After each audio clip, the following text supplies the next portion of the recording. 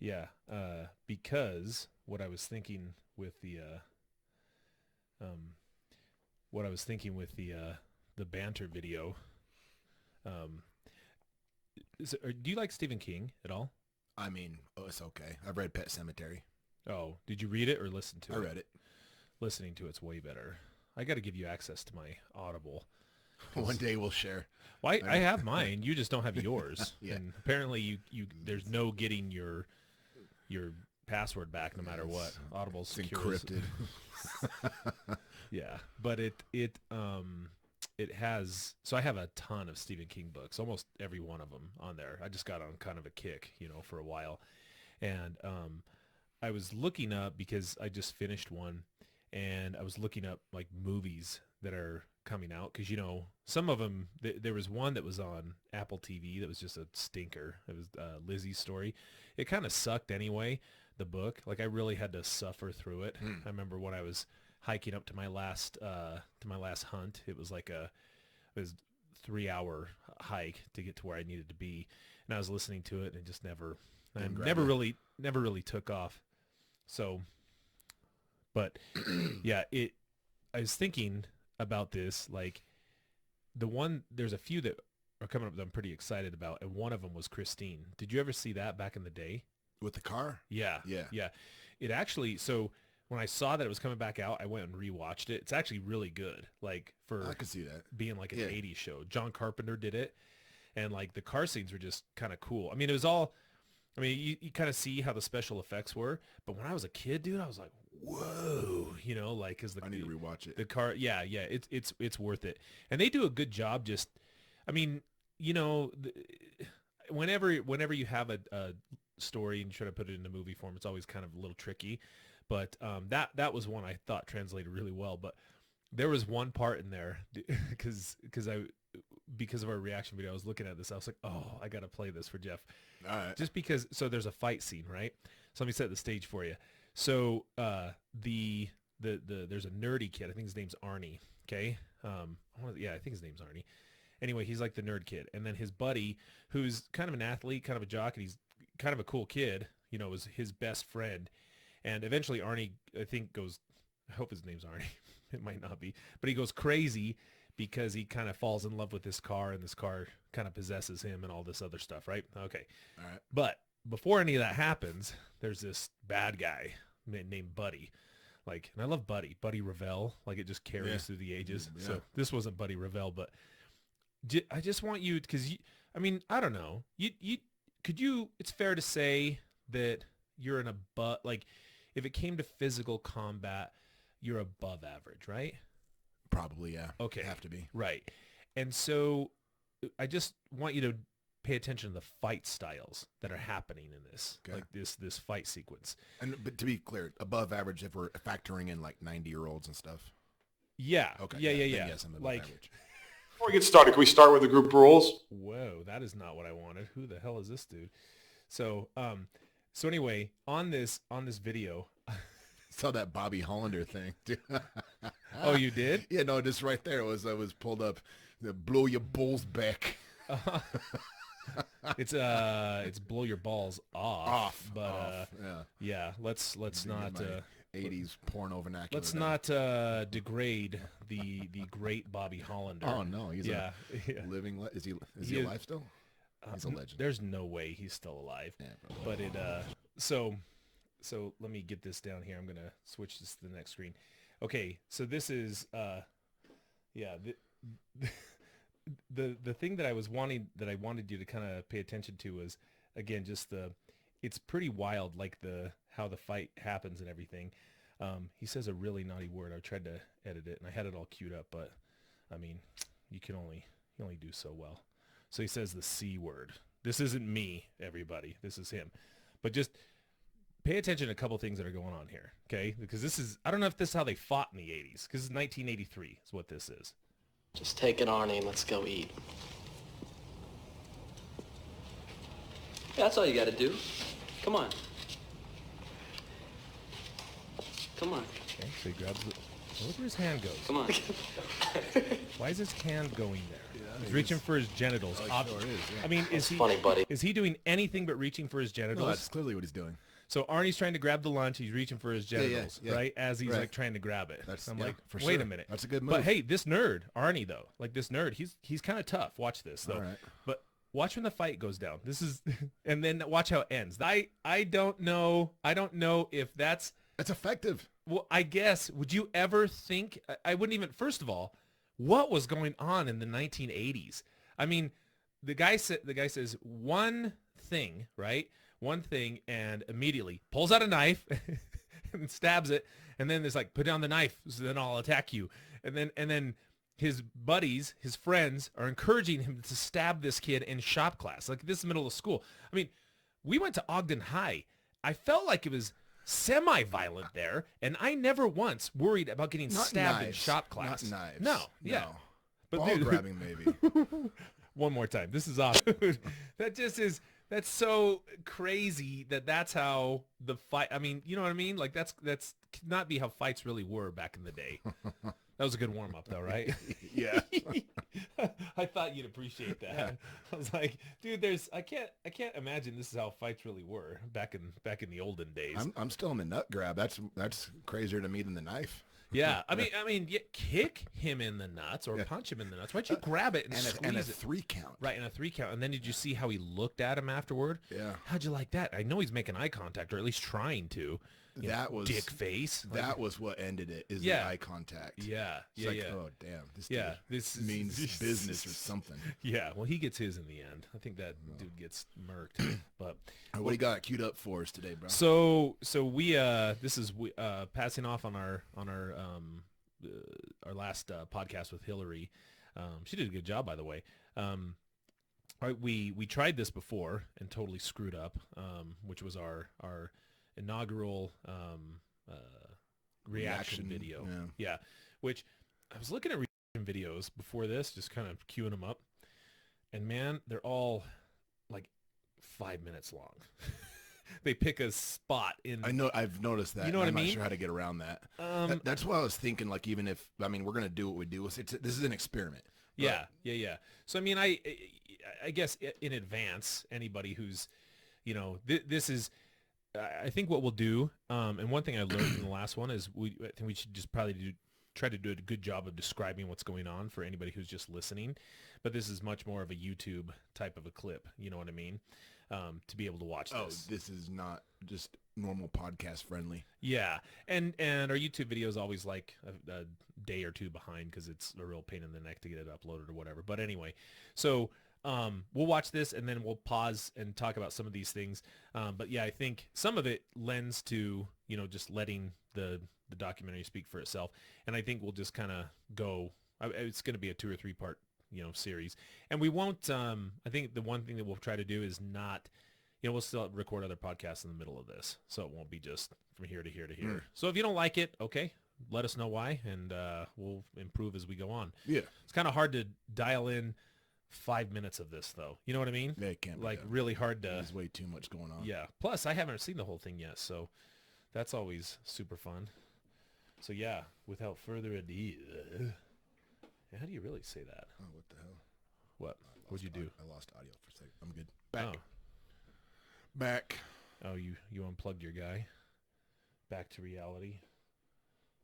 Okay, let's get rocking.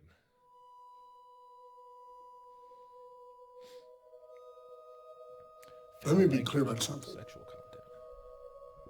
To this moment in time, as I look at my watch, as we do this video, this tape, this recording, I've never fully read the police report. Never. There are lots of times I learn new things about the abuse.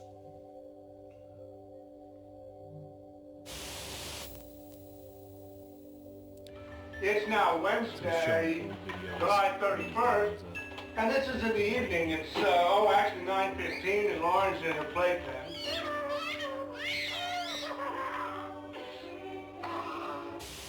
Today's date is Saturday, I know. December the 19th. And what are you doing, Lauren? I'm making a house. I'm gonna get hurt. You're not gonna get hurt, Lauren. If I get. Oh, look at me. We always had nannies in and out of our home. Hello, everybody. So she was the one who stayed. Hi, Waldy. Her name is Waldina Flores. She came from Honduras. When she interviewed with my family, she had been background checked, she had references, she had worked for other families, and so my parents really didn't have reason to believe there was anything strange or wrong when it came to Waldina. Flash forward to December. Waldina and I were working late at my mom's chocolate store.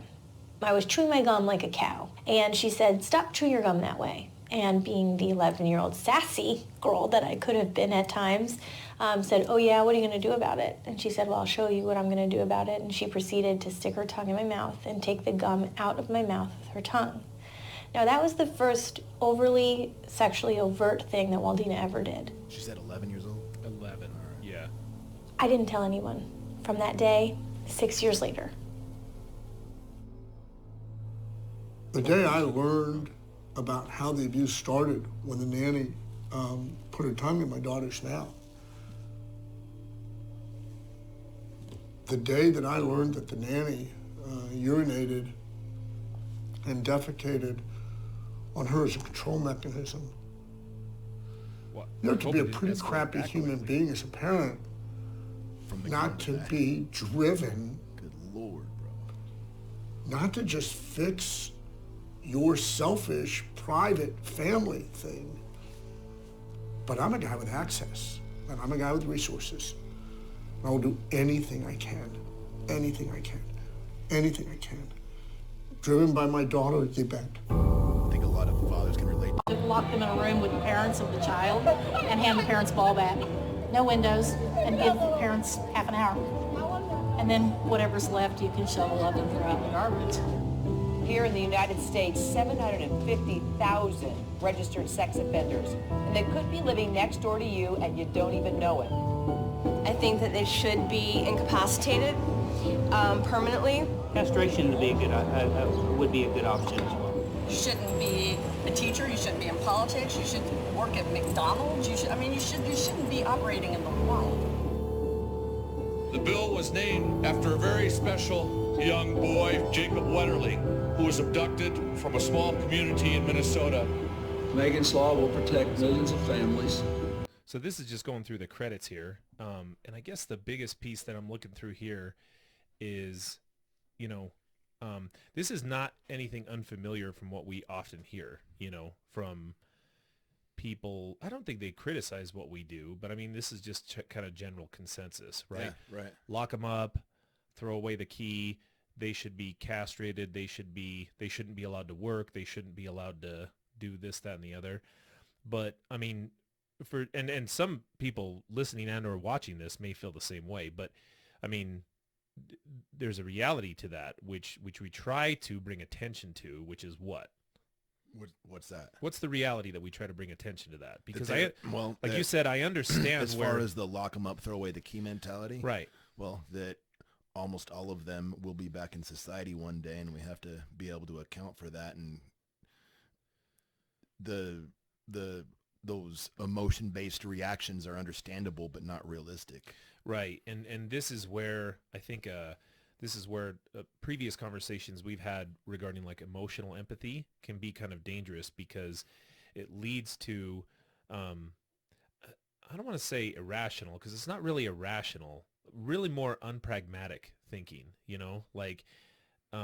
because like you said, it's actually, I mean, statistically over 99% of them are going to be coming back into the community. Right. And the reason why that's important is because what do you want in the community? Do you want somebody who cannot, who cannot operate as a productive citizen? Or do you want it to be so difficult that, they end up resorting back to a coping mechanism which led to their incarceration in the first place, which is what you revile them for anyway. You know what I mean? Well, yeah, and I think one of the ladies that was just talking was saying that they shouldn't be allowed to operate in society. No, no politician, no McDonald's, no nothing. And I get it, but that's not a fully formed thought as far as like playing it out to the end of the right. Because there's a second piece to that, because you can do that, and some of those answers, like if you just said you should let parents in the room with them for 10 minutes and then whatever happens. Okay. I mean, I'm not going to say, no, you can't do that. I have my own personal opinions, which is irrelevant to that person on that. But that would certainly solve the problem. Lock them up and throw away the key would certainly solve the problem. Again, whether you disagree with it or not. However, that stuff's not going to happen. It's unrealistic. It's not going to happen. And and to just be clear before we go any further, please know as a disclaimer, we're not, secondary or primary victim blaming at this point. That's certainly not what we're saying. I'm just saying those type of thoughts, as we get into this, hopefully it kind of shows what the impact of that might be, and my worry is, does that then lead to a further victimization in the future or a new crime against somebody that, and not that these people would have caused it. Of course, that's not true, but kind of the idea that, did we do everything that we could to prevent that, knowing that this person was coming back into the community? Exactly. Great. Let's see what happens. On Monday, it's been a wake-up call for Florida lawmakers who are now pushing through a bill in Jessica's name. This new law aims to make sure other predators like him are locked up for good. Today, America warns, if you dare to prey on our children, the law will follow you wherever you go, state to state, town to town. There is no law that's going to keep us safe. We just got to have hope and faith that these laws are slightly effective. Just slightly. That's all we can hope for. I hope I pronounce his name. When you can... Tampa, Florida. I was just there. Yeah, pretty cool. Yeah. Live. Yeah. Hurricanes. Who's the bad guy? Raise your hand so that your victim knows. Wrap under the elbow. Okay, so this is the bad guy. Clearly a woman The bad guy. Okay. Stab in. Wait. Now, anybody comes up from behind me and does this. I'm going to grab that. I'm going to yank it like I'm starting a lawnmower. That works. That works. We just saw that. That was wow. was the move. That guy must have been in the same class. I think clearly that is what happened. Because that first move was grab the balls, grab the genitals. Yeah. And I'm just here to tell you, ladies, that is super effective. I can't say it won't work. We saw it a minute ago. Yeah, it would certainly make you think twice about what's going to happen next. Okay, carry on. Hey, everybody, this is Judy Cornett. She is the CEO, founder, president of Predator Patrol / Safety Zone. My son in 1992 was kidnapped by a sex offender. It was less than a mile from our home, and a sex offender scoped him out and kidnapped him and his best friend.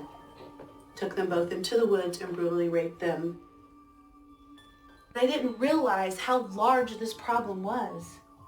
I didn't realize there was so many sex offenders out there. The registry. We printed this out today. And just for your zip code, so she's passing out. Who here has pulled up the registered sexual predators or offenders in your neighborhood? How often do you do it? Sex offenders once a month? Okay. Gals, maybe do it every other week for a little bit. I didn't see that young daughter that was in there. All of those sex offenders on the registry may be pedophiles. So you have to pay attention to the registry and go a little bit deeper.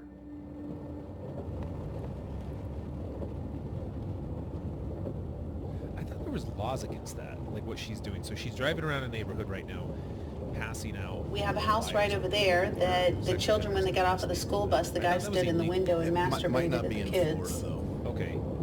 I don't think we can do that here. There's another house up here where there was a guy that had sex with his dogs and the kids all watched.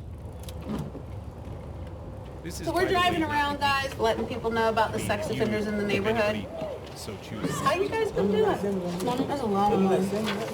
Huh? Okay, there's... Oh, whoa! That's Tammy. Who? Oh! Tammy right now! Tammy! That's the big Tammy right there. That be over here. That's the big Tammy right here. She's bad, huh? But y'all know where she lives, right? Yeah. We're gonna have to check her out a little bit more, aren't we? What do you mean check her out a little bit more? What are you going to do? Again, I don't want him in it's my neighborhood. The emotional Do you want him in yours? motivation is understanding, but again, misplaced, misdirected, not effective. So this is McLeod, Oklahoma. You know, she made a statement there which said, I don't want them in my neighborhood. Do you want them in your neighborhood? Which I don't, you know what I mean? Like, I get... It's a not in my backyard type of thing. Well, right, but then in whose backyard? You wait till you see where this goes. Okay, all right. you wait and see. True. That's a big component. Yeah, wait and see. Yeah, There's a dude in my garage. Yeah. like literally. Yeah, they not in the movie. They come in with cameras. Yeah. I'm like, whoa! Yeah. That's quite the documentary. Yeah.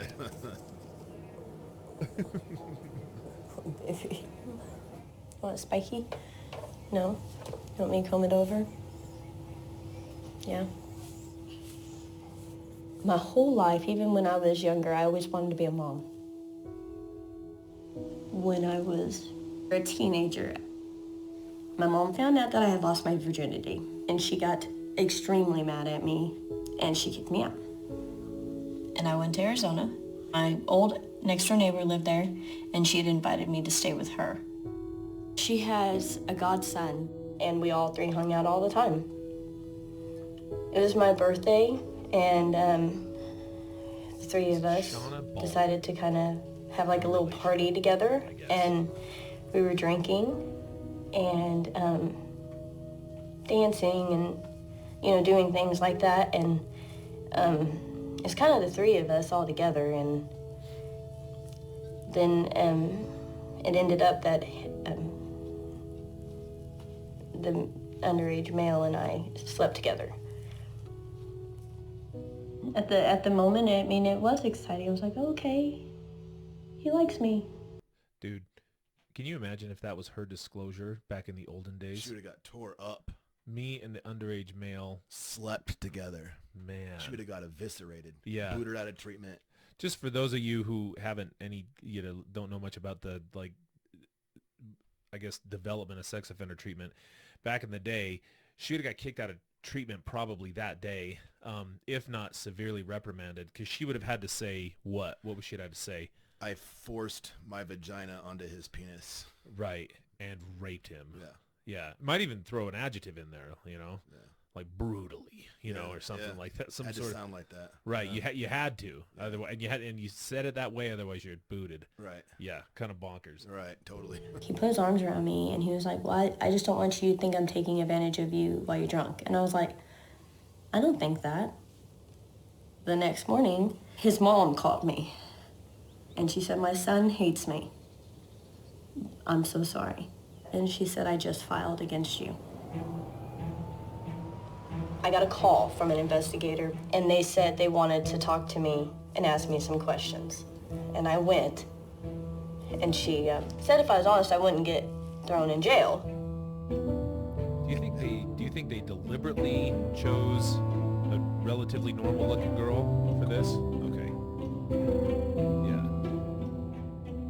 So I it's was kind of basically screenshots told, of her police if we go to trial, her indictment. you will get 20 to 25 years for this if they find you guilty.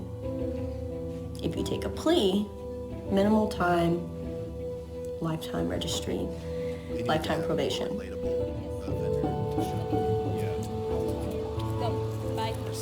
I am defined under the registry when you look me up, child molestation. Actually a level 3, which is the worst of the worst.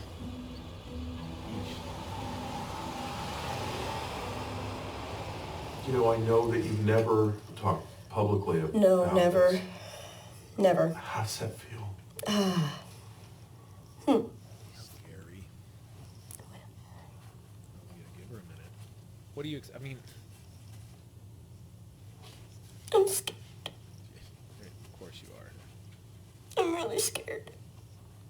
What'd you expect? It feels I'm great. afraid that people won't understand. You know, they can't see it from the other side. And, more hate. You know, being exposed and talking about things, you know, that we mainly keep in group or, with our spouse or our closest friends, not on a tape that anybody can see. That's not, it's extremely, extremely scary, because people have really bad opinions about anybody that has the label of a sex offender. That'd be weird if the producer was like, well, you signed the release, so thanks. Yeah, I didn't know, like... Moon walks out. Yeah. My name is John Garland Cryer, and I'm 74 years old. Grew up in an oil field camp. Dad had a 3rd grade education, Mom a 5th grade education. Graduated from high school in 1958. Took me another 19 years to get a college degree, going when I could afford it. Some older gentleman. I served in JFK's funeral. I stood on a tombstone and kept an eye on Haile Selassie and Charles de Gaulle. I had 3 marriages, all failed. One was 8 years, one was about 7 or 8 months, which ruined a good friendship, and the last was around 27 years. And I was arrested for the first time roughly in 1996 for possession of child pornography, and I served 15 months. Back in the Polaroid photos in the shoebox days.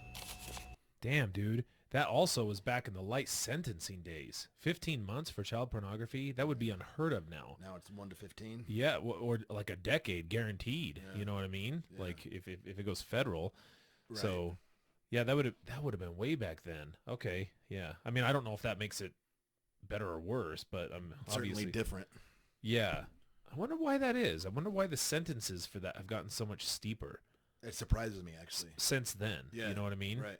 Like, and again, I'm not trying to diminish it. I'm just saying the disparity between like that and like a contact offense is so different in terms of the amount of time that somebody serves. Well, it's the same, like dudes that have internet porn, child pornography charges, they're typically the ones that get stuck with like lifetime registration too. Right.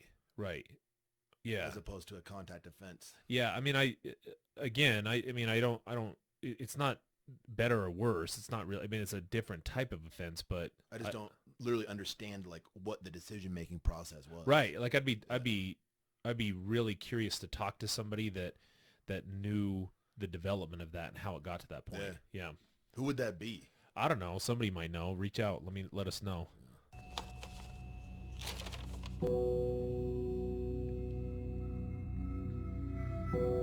Supervised release. Some paperwork here, so he's obviously on parole here. Homeless, huh?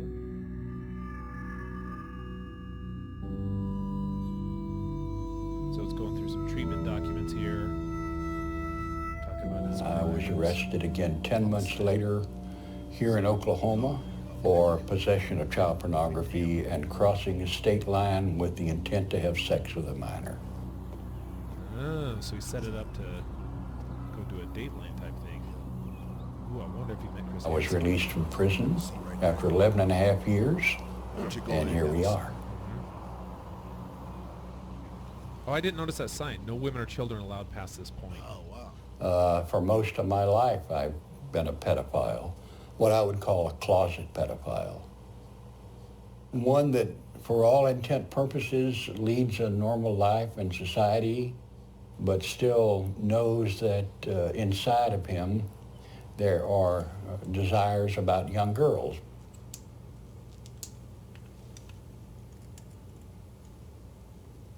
Non-exclusive. I believe there is an absolute certainty that pedophiles will reoffend. I sentence them to having their fingernails pulled out of their hands, pulling their hair out one hair at a time, sentence them to waterboarding every day, throw the keys away. I used to be a liberal Democrat, and then a crime hit my family, and I realized just how conservative I was. the conservative position.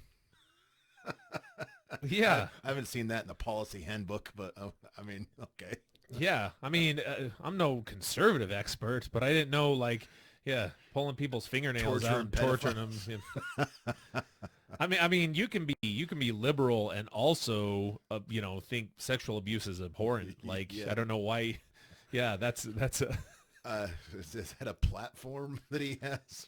Yeah, I've heard stories of a person going from being like a conservative or like a Republican to a Democrat, or from a Democrat to a Republican. Never has that been the reason. No. So that is certainly a first for me. I have not ever heard that. I'm gonna keep score. There's one. Hey, before we go on, for those who are wondering, so there's different types of pedophiles. Can you explain those a little bit?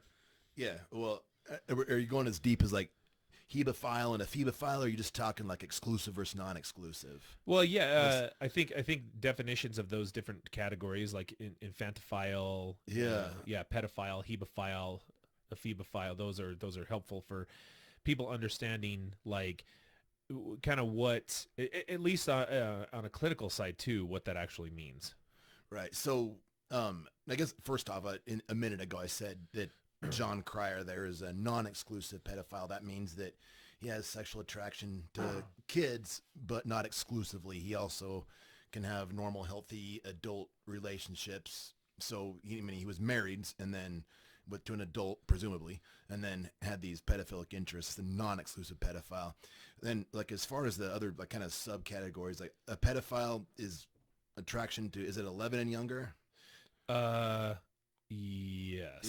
Yes. Okay. Well, I mean, But then with like a 5-year, like has to be at least 5 years older than 11. Correct. Okay. And then like hebephile is attraction to 15 and 16-year-olds, and then kind of adolescence. Yeah. Yeah. And then ephebephile is like 17-year-old-ish. Mm-hmm. Yeah.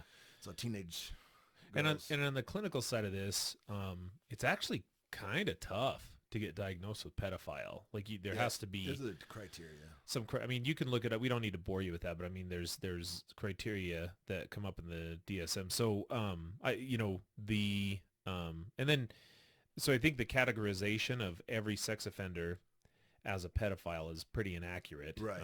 And it also too, like, the way that John here is talking about it, I think he says he's a closet pedophile. In other words, he's recognizing the non-exclusivity of the whole matter, that he's able to lead a relatively normal life. Right. And this is where I think we've talked about this before is, it's hard to imagine what that must be like for him. And at what point did he realize that? And I don't think that he likes that about himself. It's something that he's lived with and acted on. Certainly, I would say some people don't object to it. They're indifferent about it, or maybe they dig that parts about themselves. But what I can say, is there are several people who don't like that about themselves, that they have those attractions. And what I would challenge people as they're going through this, again, I'm not trying to make you feel sympathy towards anybody in this position. What I am saying is, like, do a thought experiment. And the thought experiment is, just imagine one day you wake up and then for some unknown reason, you find yourself sexually attracted to children. I would hope you're freaked out about that, because I know I would be, right? But then the next step is, who do I tell about that? And what do I do about that? You know what I mean? Yeah. I obviously don't act on it. I mean, that's step number 1 in my playbook. But what do? Do I go to my significant other and say, hey, just so you know, is that conversation going to go over well? I mean, what if you have children in the mix? Is that going to go over well? My God. And what are you going to do? You going to go to a therapist on the streets and just talk to them about it? I mean, you can talk to your parents about it. Who is qualified and or like willing to discuss that with you in an open and honest manner, to the degree that they're trying to help you resolve that? I think that a couple of videos back, you and I reacted to that professor that kind of had a misguided attempt at kind of having that minor attracted persons conversation. Right. I think that person was trying to make it so that a person could come out with that information and with acting on it and find some sense of acceptance. And I mean, it's a tough road. I don't know if we'll ever get there, but I think that's what whoever that, I forgot that professor's name, what that was probably their intent. I think that person kind of got a little mischaracterized. Yeah. I don't know if it's, I would say you never want to normalize it. Yeah. I don't think that's the strategy. And I wouldn't want to link it with a sexual orientation, like being straight or gay or bisexual or anything like that. I don't think that's a wise path to go down, because there's certainly, you know, it's clearly going to lead to what we, you know, in my opinion, what the benchmark is for any diagnostic category, which is impairment. It's going to lead to some sort of functional impairment in your life, if not somehow dealt with, right? So is that the best way to look at it then? Is that it's like it's similar to maybe a mental illness, something that, I mean, I'm not like, again, just for the sake of, you know, like it was once maybe taboo to talk about being depressed. And thankfully we've normalized that, and people are pretty open about seeking help for depression. Maybe if sexual attraction to minors was looked at as a mental illness, something that we would encourage a person to get help with, and if they're towing the line and not acting on it and they're trying to make themselves a safer version of themselves, then to not outright reject them from engaging in society.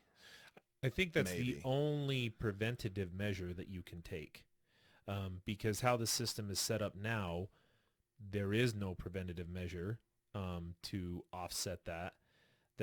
And I'm not saying, again, this is nobody's fault. It's not like, you know, I'm saying forward looking on it would say, can we develop that kind of looking at it? And I don't, you know, mental illness or mental health disorder, whatever we want to call it, you know, when somebody commits a sex offense, they enter into treatment. But even then, it's not a diagnosis. It's like it's a focus of clinical attention. You don't have a diagnosis at that point, and then you're entering into treatment, and we're treating those thoughts and everything just like we would anywhere else. And honestly and truthfully, the treatment would not change. The activating event, though, now has to be an offense, and I'm not cool with that. Like, that's a big problem. As a practitioner, I don't like every, you know, I wouldn't want, and I'm not going to say this is the same thing, but, you know, we treat depression pretty proactively. We don't wait for somebody to attempt suicide before we start treatment. You know what I mean?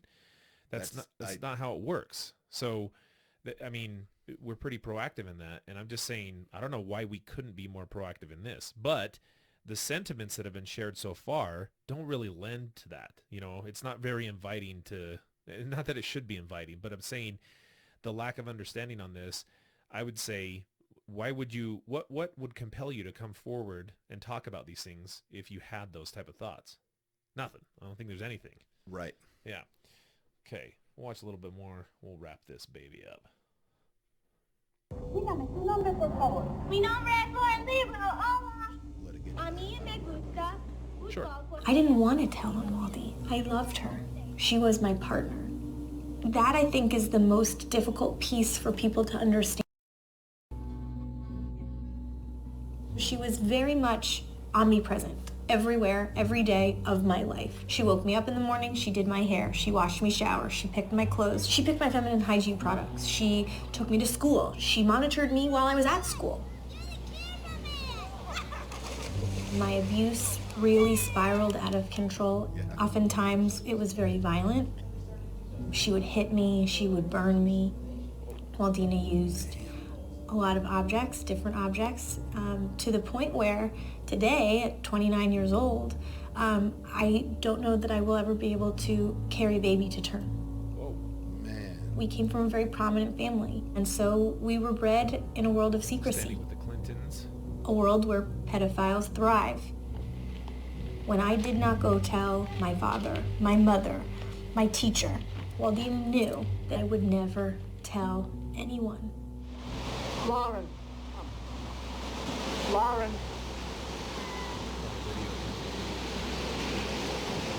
Sam.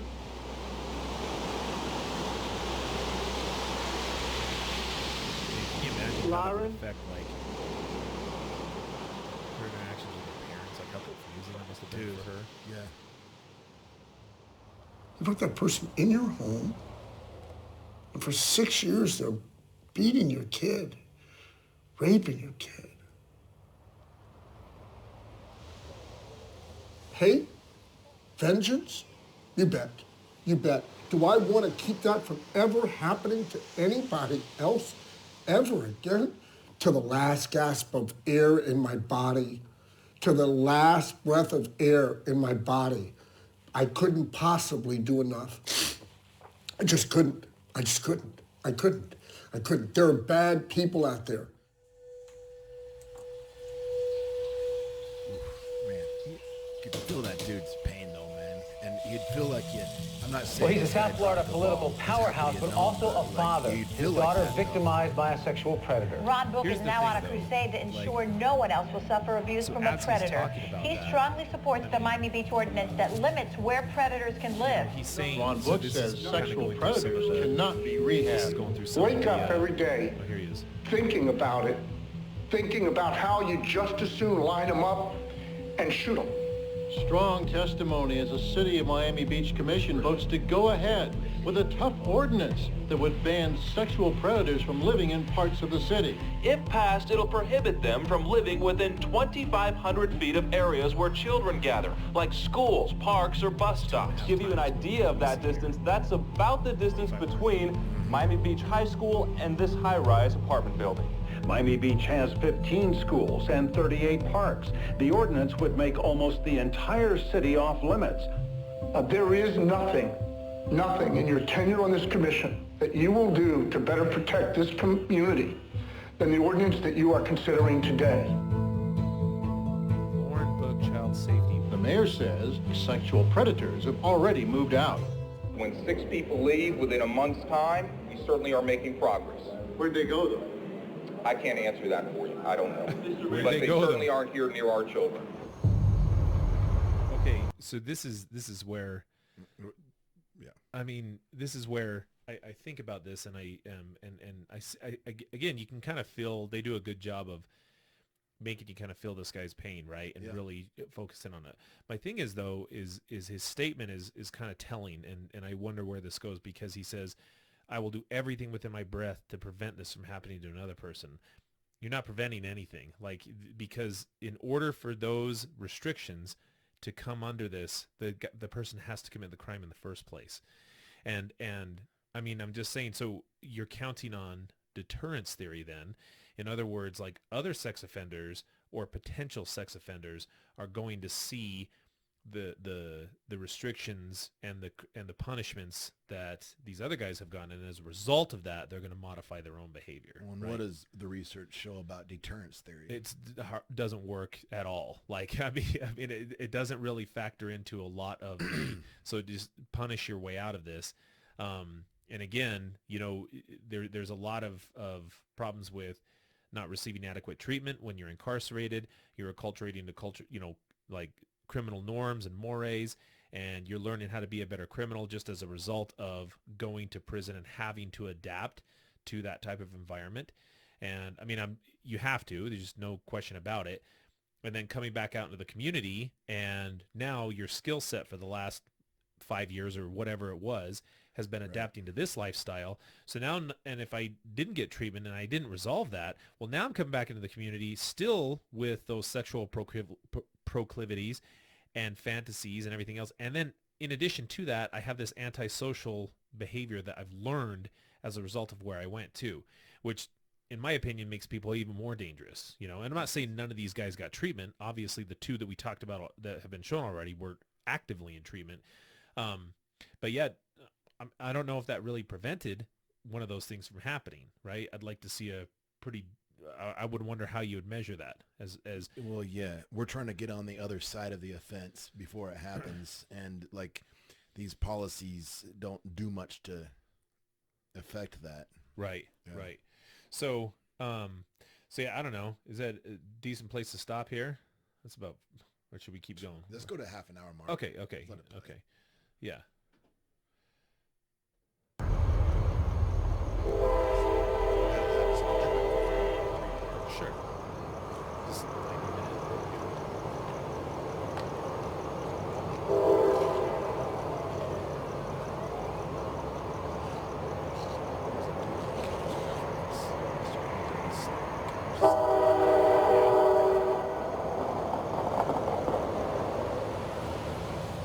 showing guys in tents and sleeping outside, sleeping in their sleeping bags. This is Clyde Newton. I'm this monster that everybody hates. Yeah. Sexual predator. Ooh, on your license. Damn.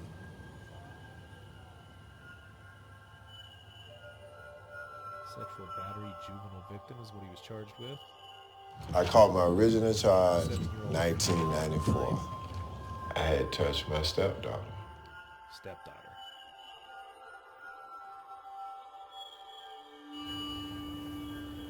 I took a deal for 8 years in, 7 years probation. I got out of prison in 2000, came home to Miami, Florida. So I was out for 10 years, doing everything that they say I had to do. Registering, going to class, working 2 jobs, and I bought my own home. I was up under the 1,000 feet rule, but when they came up with the new rule, they automatically threw me into the new rule. So that meant the house had to go, everything had to go.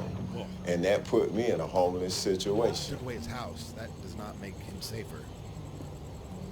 The Department of Corrections say I have to live on this lot.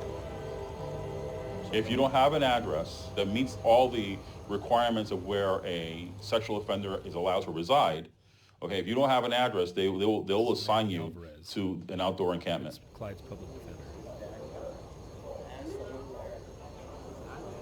Wow, there's a bunch of guys. So it's what's My family don't really know that I'm sleeping outside. They know I'm homeless, but they don't know the whole situation. It's probably about 100 all together that live on this lot. We were living outside on the ground. If it rained, we got wet. No running water, nowhere to pee, nothing. Living like animals. I've been out here for, it's about to be 2 years. Always sleep in the van. The only thing I can stay in is the van. If I go stay with anybody, I'm gonna get arrested. If I go live with my family, I'm gonna get arrested. And if you don't get here on time, you get arrested. I never got in trouble curfew with to the be law. in the lot? Never got a ticket. Went to school, graduated. Going out with this girl that was only 15 years old. By the time I was 19, or she was 15. 4 months in jail, 5 years probation, and a lifetime registration. The instability does not make him safer. Right. I sleep in my truck every night in the driver's seat. Even though I do have a home and a residence where I take baths and have a clothing and everything else, where I lead a normal life during the daytime up until that time for having to come out here and do the 8 hours or 10 hours that we have to be out here because of the resident restrictions. Wow. I mean, that's crazy, bro. I guess the most sex offenders who are sent to prison are going to be released into the community. Okay. And if we have a policy that inhibits Janice, their reintegration into the community, then that is a counterproductive policy. The first real objections to the residency restrictions came from law enforcement and victims advocacy groups. They were the first to say, this is not making sense. We can't keep track of people who don't have homes. They need to have a home. The rationale says, in theory, if sex offenders are farther away from where children tend to be, then maybe they will be less likely to abuse kids. And this has been studied a dozen times. 2 of the most significant studies were done in Colorado and Minnesota. In Colorado, the study was done by the Colorado Department of Public Safety. That study found that child molesters in Colorado who reoffended sexually did not live closer to schools or daycare centers than those who did not reoffend.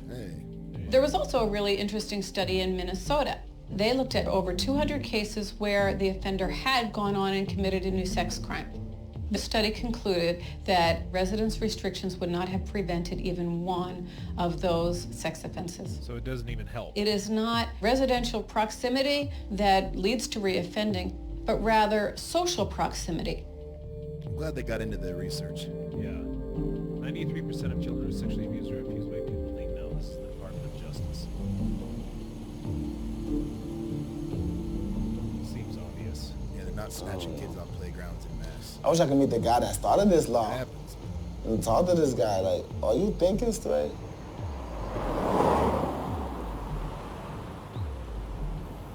Yeah, because, I mean, I guess the simple, this is Tallahassee, Florida. I guess simple would be Hey, it's just Ron Book. move, but I don't know how easy that is either. Compact. Well, right. Well, they could move out of that location in Florida. We repeatedly tell people that where they live does matter. Well, here's a guy, they let him out and he was abusing kids in his direct neighborhood. And there is no question about what they do. At a time where we were in the middle of the development and expansion of residency restrictions for pedophiles, our Department of Corrections was simply telling people, hey, there's a bridge, you can go live under the bridge. So they had a little sex colony under the Julia Tuttle Causeway in Miami-Dade County, which became internationally recognized as a sex colony. A sex colony? Is that what it was recognized as? Well, Hello? Hello? What'd you do that you ended up here? Same thing everybody else did. Okay, thanks. Who's That this guy? ranks right up there with the ultimate bizarre. I mean, with a capital B. Yeah. All those guys sleeping under a bridge? So who's in charge of helping the sex offenders find a proper home?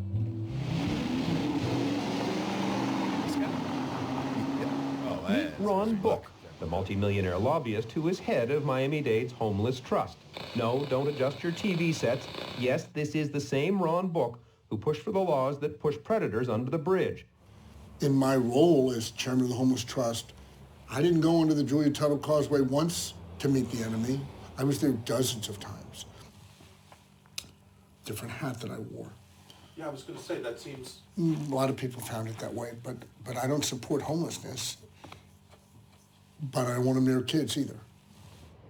Me and my family are working very hard to get these predators put in jail where they belong, and they can't hurt our children. I don't have any sympathy for any of the predators who are down there. She gets a pass. Yeah. On the issue of whether or not residency restrictions are working and they're protecting kids, much like I can't necessarily produce statistics that say that our communities are safer as a result, I do have some level of common sense. If you're keeping them away from kids, you're reducing some of the risk. Right. It just makes you feel And this better. notion that we've rendered them homeless, that we've put them out on the street, that's a bunch of bullshit. At the end of the day, their sexually deviant criminal behaviors are what caused them their problems. We're going to close that colony down. We're going to fence off the area so that those people can't go back. Barricades are up, this fence is locked, and no trespassing signs are up. The message clear, the Julia Tuttle Causeway, an option no more. The Sexodus. You don't have an automatic right to go live wherever you want. And you lost some of your rights because we, as the citizens of the United States of America, determined that the public policy was, you commit a crime against a kid, we're treating you differently. Forever. Forever. Okay, so this is, I mean, okay, I'm not saying not have restrictions in place. Of course have restrictions in place. I mean, I think that's essentially what parole and probation is. This is an opportunity for this person who has, you know, committed a crime and been incarcerated for a period of time, you know, and demonstrated during that period of incarceration to some degree that either they served their full sentence or that they were safe enough deemed by the parole board to return to the community or in front of a judge, right? And then this probation or parole period is really an opportunity for them to show that they can now be trusted without having law enforcement with their thumb on them at all times, right? And of course, as a result of that, you're going to have restrictions. You're going to have additional rules, like we all function with rules, and they're going to have additional rules on top of that. curfews, restrictions on who you can associate with, so on and so forth. But I mean, like, no, I don't think the intention was we'll make them homeless. I don't, that doesn't sound like that's what his strategy was. But then it just turns into like that question that reporter was asking. Well, where do they go? The guy's like, I don't know where they go. Well, they go into this bridge. Not our problem. Right. They go into this bridge, and it's like, well, let's shut that down too. It's like, well, wait a minute. Now where do we go? You know what I mean? Like, I mean, if there's no houses, there's no houses. So legitimately, where do you go? I don't know that they're trying to answer that, Mr. Book and them. I don't think that that's part of the decision-making process. It's a lopsided. It's a not here. Yeah. I don't care where, but not here. And maybe so that's where I wonder if he kind of alluded to that, but he did say, I'll do anything that I can do to prevent this from happening to somebody else in the future. In the Miami-Dade area. Now, if he said the Miami-Dade area, and he said, I just don't want, I don't care if they go offend on somebody somewhere else. Fine. That's consistent. Cool. Just not here. Yeah. I'll be like, okay. I mean, at least, yeah, I can disagree with you, but at least you're being honest. You know what I mean? Right. I think they kind of see the flaw in their logic, because when you have to, I think whenever you start combating statistics, that's a sign of something. Like when you're trying to, I don't know, somehow explain why looking at statistics is not helpful, and then you refer to common sense. Now you're kind of like, well, I mean, you again, you're going against evidence, and that's turning to anecdotes, and anecdotes are really dangerous sometimes, because again, who is that about? Is that really about looking what's actually going to move the needle, or is it just about making you feel good? And feeling good just because of making decisions, pretty dangerous in a lot of cases. It's pretty clearly that, and it's a obvious reaction to the fact that this dude's family was turned upside down, and he happens to be a powerful person. Right. And I mean, again, I hate what happened to his daughter just as much as he does, but yeah, I don't know that I would be as logical as I'm being if it happened to my family. That's where I don't like, just how you said for her, I was kind of thinking about the same thing. Our polygraph friend Ed, we were listening to a podcast, it was way worse than this, actually, the offense that happened to this poor little 8-year-old girl, and we were talking about this, and I was like, that girl deserves a get out of jail free card for the rest of her life. She's allowed to do whatever she wants, like forever. Right. You know what I mean? And so I get that, and then I can't even imagine from his end what that feels like and what he's going through. You paid her to live in your home. Right. Oh. Right. I know, and that is tough, but it's also, there's a lot of distorted thinking going on here, though. Oh yeah. Which is, and I'm, and so even though I have, I also have empathy for people who have distorted thinking about a lot of unhealthy behaviors, and I'm not saying it's our career, bro. Right. And I so on the same token for him, I can appreciate it. I mean, I'm not going to say I understand it because I haven't been there, but I can at least appreciate it and imagine what it's like. And I probably only going to get so close because, I mean, clearly he's holding on to it for quite a long time, and that's going to be reinforced over time. But I mean, it's leading to some thinking that's just quite distorted. So I'll have to see kind of where this goes. Yeah. Is there a twist, like an M. Night Shyamalan twist? No twist. No. Yeah, it's worth finishing though. An M. Night Shyamalan twist. Yeah. It's just a fake village. Yeah. Yeah. There was no sex village. Yeah. The whole time. God, cool twist. That poor guy. Yeah. He had okay. a couple good movies. Yeah, a couple good ones. All right. Well, then I guess we'll wrap there, and then for the next one, we'll kind of pick it up there and take the reins from there. So, right. Anything else we want to say on this guy? No. Okay. Good. All right. Nut Thanks, shots folks. work. Yeah. Not shots. Not grabs. That's true. Yeah. That's true. What's another word for grab? Caress. No, that's what's a like a clutch. Nut clutch. No. Dude, so when you do your next jujitsu, yeah, like training technique, you're all, today we're gonna nut clutch. Yeah, nut clutch. You're like, what? No, it's I'm not drilling today. It's exactly what it sounds like. Yeah. Off we go. Yeah. I'm sure there's something you do with the gi collars. Oh my God. Yeah. Or the belt. Yeah, the belt. Okay, Yeah. we'll see you next time, Sweet. folks. That's really funny.